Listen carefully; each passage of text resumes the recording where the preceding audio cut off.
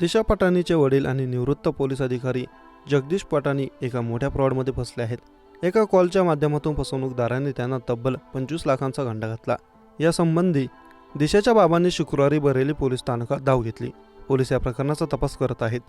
Bareilly police ठाण्याचे प्रभारी DK. Sharma यांनी या प्रकरणाची माहिती दिली की दिवाकर गर्ग, शिवेंद्र प्रताप सिंह, जुना आखाड्याचे आचार्य जयप्रकाश, प्रीती गर्ग यांच्यासह एका अज्ञात इसमावर धमकी, फसवणूक आणि खंडणीचे आरोप करण्यात आले आहेत. पोलीस या प्रकरणी अधिक तपास करतायत. दिशा पटानीचे कुटुंब बरेलीच्या सिव्हिल लाईन्स भागात राहते. दिशाच्या वडिलांच्या तक्रारीनुसार ते शिवेंद्रला ओळखतात. शिवेंद्रच्या माध्यमातूनच ते जयप्रकाश आणि दिवाकर यांना भेटले. दिशाच्या वडिलांनी त्यांच्या तक्रारीमध्ये असा दावा केला आहे की शिवेंद्र यांचे राजकीय संबंध फार दूरवरचे आहेत. अशातच त्याने दिशाच्या वडिलांना सरकारी आयोगामध्ये उच्च पद देण्याचे आमिष दाखवले.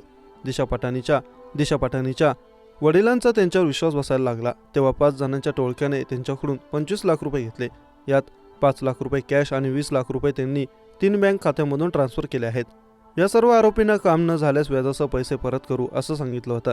आता पैसे देऊन 3 महिने उलटले तरीही काम झाले नाही म्हणून दिशाच्या वडिलांनी त्यांच्याकडे पैसे परत मागितले असता ते भामटे त्यांना धमकी देऊ लागले. दिशा पटानीचे वडील यूपी पोलिसातून CO पदावरून निवृत्त झाले आहेत. दरम्यान दिशाची बहीण लष्करात असून दिशा अभिनेत्री आहे.